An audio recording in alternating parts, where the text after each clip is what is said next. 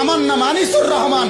আমি চ্যালেঞ্জ করলাম, আপনার যেই ছেলে ফজরের নামাজ পড়ে না, মেয়ে ফজরের নামাজ পড়ে না, এ ভদ্র না, ভদ্র নয়, ভদ্র নয়, অসভ্য, অসভ্য, অসভ্য।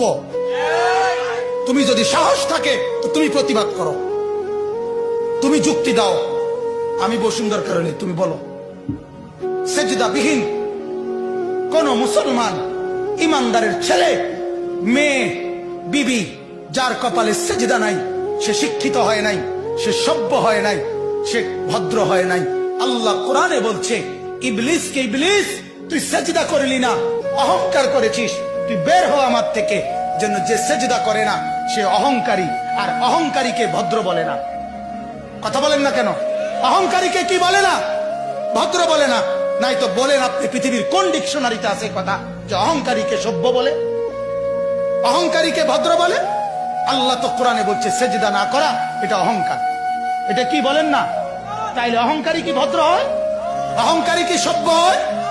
অতএব ছেলেকে ভদ্র বানান, ছেলেকে সভ্য বানান। পড়েন আপনি, কোনো সমস্যা নাই। বাংলা পড়েন, অঙ্ক পড়েন, ইংরেজি পড়েন, পদার্থ পড়েন, জীববিজ্ঞান পড়েন, হিমালয় পর্বত পুরাটা পয়রা বাইতে পড়েন, কোনো মানা নাই। আটলান্টিক মহাসাগর পয়রা বাইতে নালান, কোনো আপত্তি নাই। কিন্তু কোরআন বাদ দিলেন কেন? সেজদা বাদ দিলেন কেন? গোলামি বাদ দিলেন কেন? বন্দিগি বাদ দিলেন কেন? আল্লাহকে ছেড়ে দিলেন কেন? আল্লাহর সাথে দুশ্মনী কেন?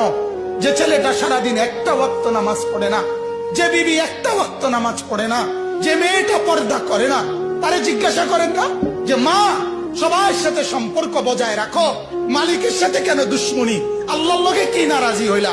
আল্লাহর সাথে কি দুশ্মনী? আল্লাহর লগে কেন রাগ করলা? কেন রাগ করলা?